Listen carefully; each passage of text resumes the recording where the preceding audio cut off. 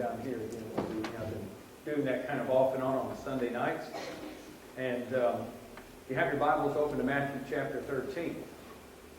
We're going to look again at a few parables here tonight as we continue our third part on the discussion about parables. Again, that classic definition that I remember Tom Holland giving us in Bible classes at Free Harden, it just fits real well. That we have a parable, and it's described as an earthly story with a heavenly meaning, spiritual application. It's just a down-to-earth story that you can see actually functioning or taking place in the time of Jesus. He could have likely, as he was talking about the parable of the sower, for instance, standing out in the wilderness, and maybe there was someone off, not too far distance, and they're watching the fellow doing the sowing. And so people could see the application so vividly, and they understand the import and how it all fits so well.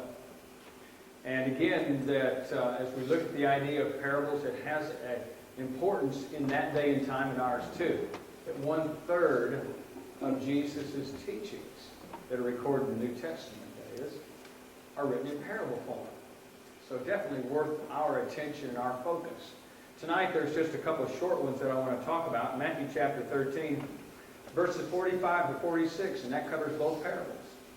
Short in form, but very important in its meaning. Matthew 13, verses 45 and 46. Again, Jesus says, again, the kingdom of heaven is like a treasure, hidden in a field, which a man found and hid, that is, hid back again, in other words. And for joy over it, he goes and he sells all that he has and buys the field. Then the treasure's his, of course, the implication. Verse 45, and again, the kingdom of heaven is like a merchant seeking beautiful pearls, who when he found one pearl of great price, went and he sold all that he had, and he bought it. Major point out of both of these is the value of the kingdom. We could stop right there, and if we could ever grasp that, really truly grasp that, that's the most valuable thing I think that Jesus wants us to understand, is the worth or the value of the kingdom, of the church. It's a sad thing sometimes, and we mentioned about this last Sunday, I think it was, or Sunday before, as we talked about the church, and sometimes it's so undervalued. We don't grasp its importance, not only for us spiritually, but for the application of what Jesus did in giving his entire life for the church. So looking at both parables here, you're seeing the kingdom now compared either to a treasure or to a pearl. In both of these two parables here, the person, when he finds what he's after here, he goes and he sells all that he has in order to be able to legally obtain either the treasure or the pearl. Now the treasure, sometimes people look at and wonder why the guy stumbles across a treasure and he sees it in the field. He doesn't just pick it up and leave with it. Well, because it's not his. Now in that day and time, because there wasn't a lot of banking systems, there were bankers, I guess, but not that you would maybe totally confide in, people buried treasures. And over a process of time, because of death and other things, sometimes treasures were lost and nobody knew where they were. So this fellow is walking through someone's field and he finds the treasure. It's not his. It doesn't belong to him. But he does go and buy the field. And then after that, that which is within the field, like today, someone buys something, if it has included in it oil rights and mineral rights, which most purchases do, or excludes it if it's something specific, but normally it includes all that, then you get everything that's in that. So if you happen to dig up a pot of gold in your yard, and it's yours. Now, if you dig it up in somebody else's yard, it's not yours. So you see what's going on here. So the treasure's there, and the man finds it, and he sells all that he has. Now, on the other one, this is a merchant, and he's seeking one perfect pearl. And again, when he finds it, he goes and he sells all that he has. Now, I want you to notice something here as we're looking at this. I think it's very intentional on the part of Jesus that he doesn't mention a specific word. Now, there are other times that he will use parables and talk about worth of things or certain sums. There's a sum of talent, for instance, given to an individual. Another fellow received 1 talent and 2 talents, and that's the sum of money, not not necessarily a talent in the way we use the word today as far as a gift, or a blessing, or an ability, but rather it was a sum of money. So these sums of money are known, and there are large sums of money, and Jesus could have used a large sum of money. He does that in another parable where he talks about, in a parable about forgiveness, and one fellow owed just a little bit, and another fellow owed so much that, and he named the amount in talents that nobody could ever pay it back. And yet he gave an exact amount here. But here, in describing the kingdom, we could talk about it's worth $1 trillion. Well, we could spend all day counting to $1 trillion and never get there. I mean, all of our life, I guess. And although our national debt's being figured in certain ways, it's beyond me to fathom how much $1 trillion is. But he doesn't even use that. Doesn't say 1 trillion pounds of gold or all the diamonds or whatever. He just says all that he had. I think it's intentional because I don't think we're ever conceive in our mind that there is a limit to how much the kingdom is really worth. I think it's important also in the process, if we do that if there ever was somebody that would come along and own so much money, and of course money gets devalued through time, that he could actually purchase that amount that's said there, that he could actually have that amount there.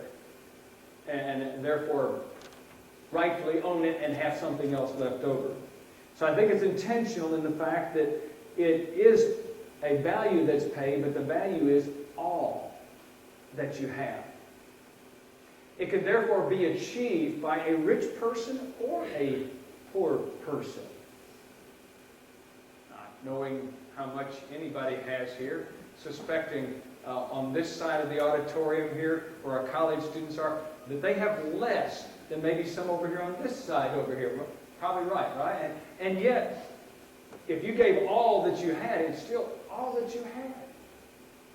Any which way.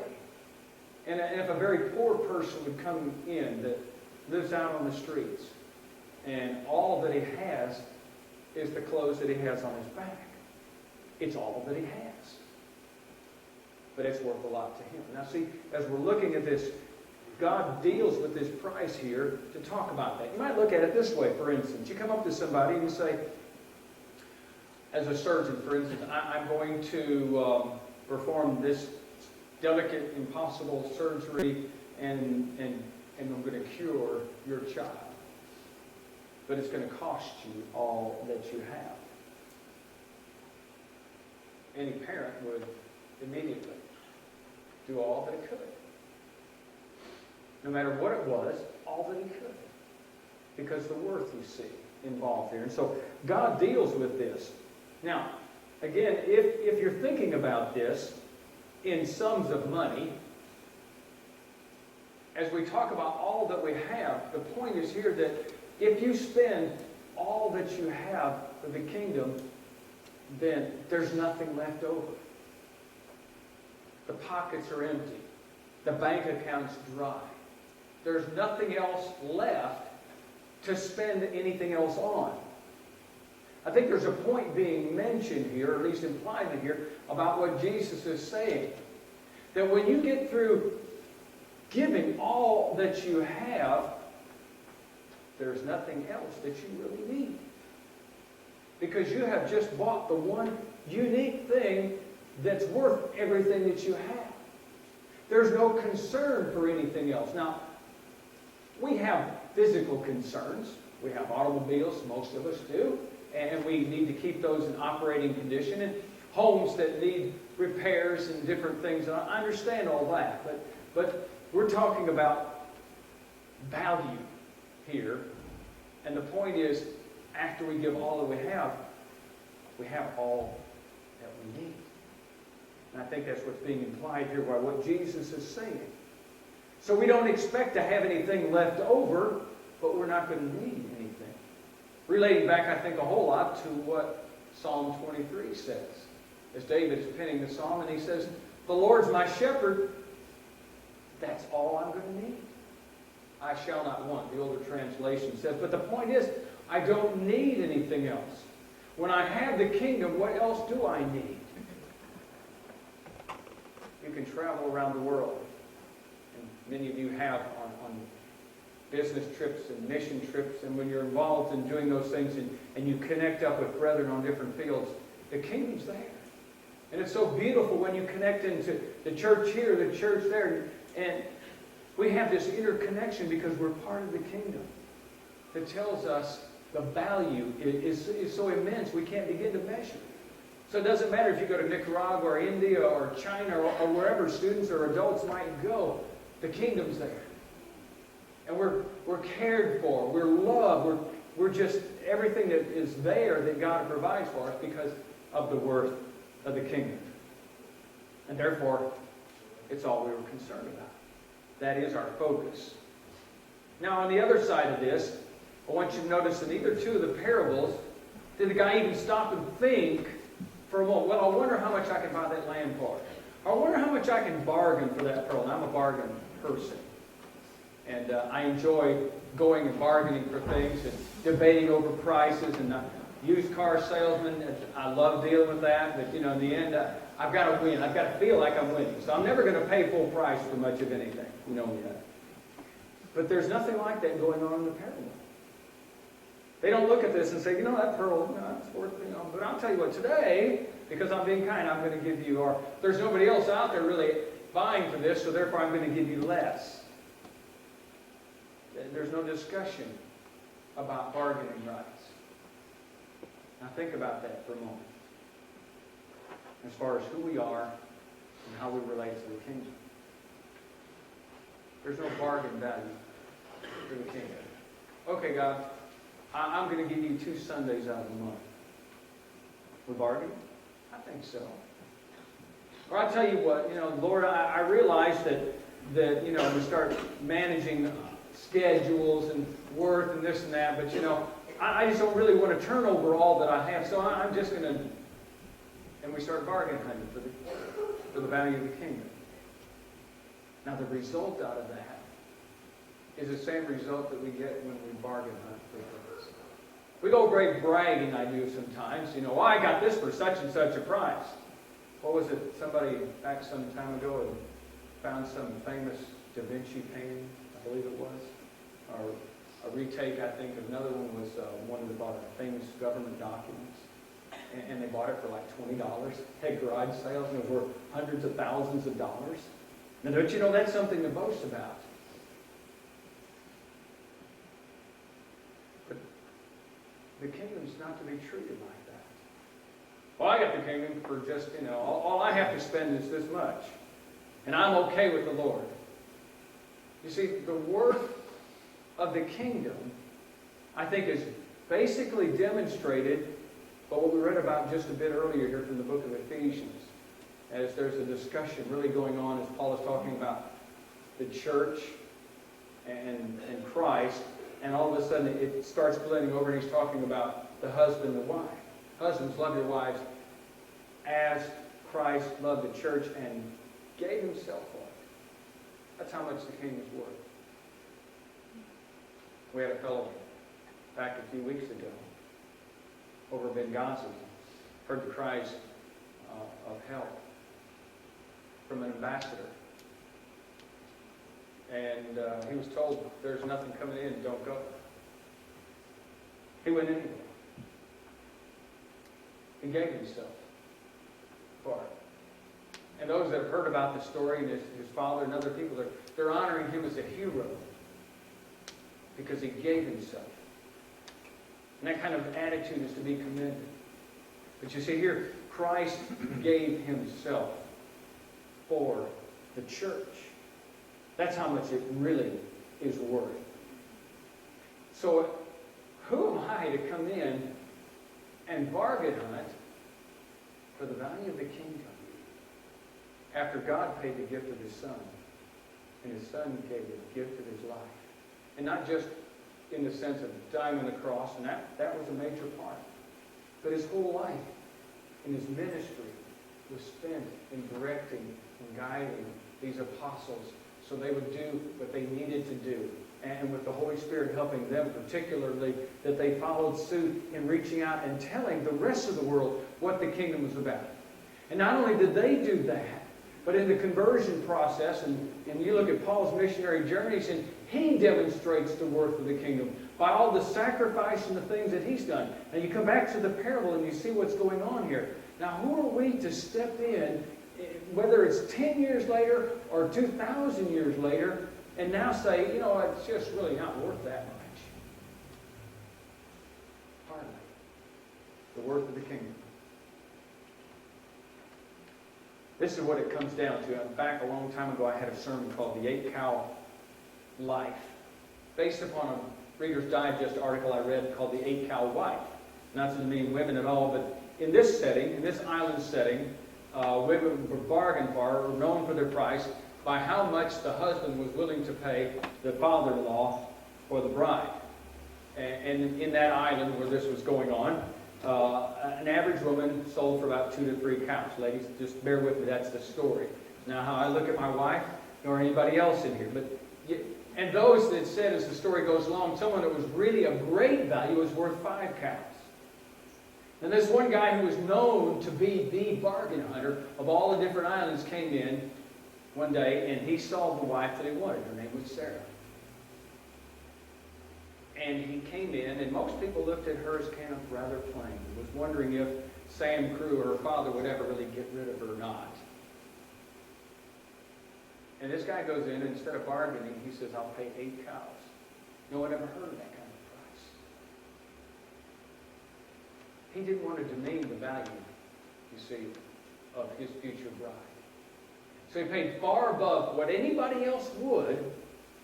So she understood, and everybody else understood, and he had in his mind of what she was worth. That changed her life.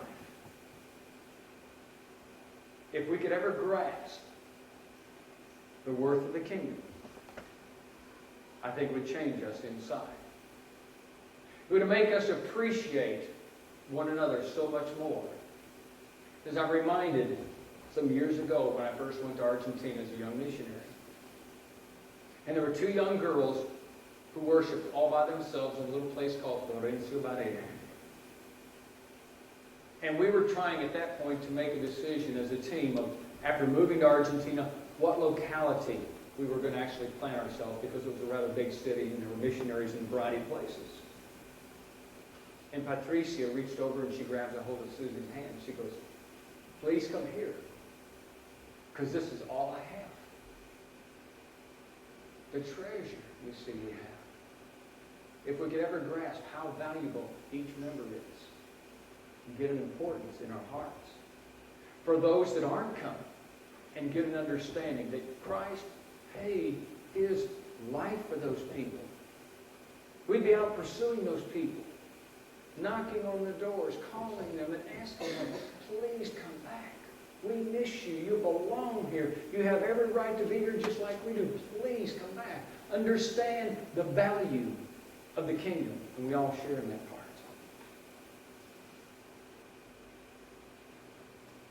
Jesus, as he's relating treasures, and he's discussing in Matthew chapter 6 some of the basic tendencies, I suppose, of us as human beings of wanting things and loving things and not so much people. He says that no man can serve 2 masters, for he'll either hate the one or love the other.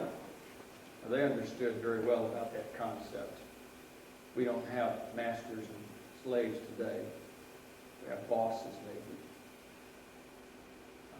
But then he says, going along there, or else he will be loyal to one and despise the other. You cannot serve God and riches. Back up just a few verses before that. He warns the people, don't lay up for yourselves treasures on earth, where moth and rust destroy and where thieves break in and steal. But lay up for yourselves treasures in heaven, where neither moth nor rust destroys and where thieves don't break in and steal. How many here have had something stolen from them in their life? I thought I pretty much, okay, missed a few over here. Hope time never comes. But most of us have had something taken. And sometimes some things very precious have been taken. And you've had things wear out, though, haven't you? Destroyed. I mean, it's just a matter of time before things wear out, and even our bodies, for that matter. Jesus says that if you spend all of your time or your focus of your life stacking up all of these things here, what's going to happen is either one of two things. It's either going to get stolen or it's going to wear out or rust out. So it's not going to last. So if you spend your entire life stockpiling that and you're not aiming toward the kingdom, you're missing it. Because the kingdom goes forever. And then as he's talking about this, he concludes with this verse, 21. For where your treasure is, there your heart will be also.